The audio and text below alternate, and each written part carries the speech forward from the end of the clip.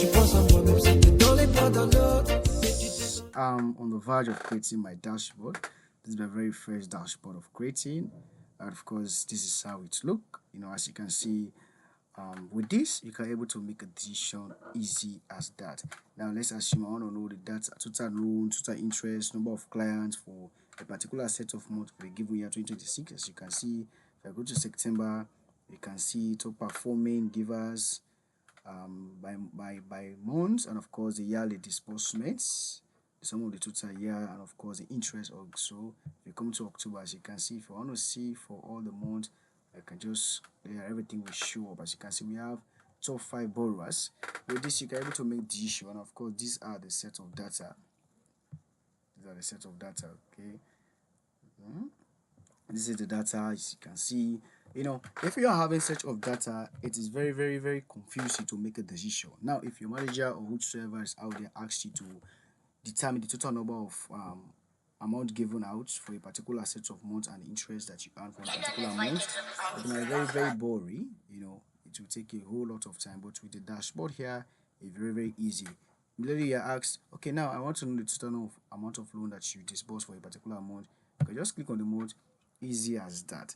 Okay, if you want to see how I did this, stay tuned, guys. It's very simple. I received the message data from different months. These are the data sets from different months. We have January or September, October, November. So if this is the kind of data I have, it's very, very difficult for me to analyze. So what I did was bringing all these data sets into one consolidated table in Excel. And by so doing, you will use Power Query to blend in all this set of information. As you can see, I use Power Query to bring in all the information, right? I'm not going to go there because it will take time. Okay, as you can see, this is one set of the data. After bringing into Power Query, I do some cleanups. If you want me to show you the tutorial on how to clean up data using Power Query, as you can see, this is area where I do my cleanup. After everything has been set, I launch them. That we got from January, February, March. These are the set of data. Now all of these data have been blended into one table. As you can see, the year, the month, all of this data is being blended into one table. But looking at this messy data like this, it's very difficult for you to make a decision out of this. So with dashboard, using pivot dashboard, I believe majority of you who have Excel user pro can able to create a pivot table.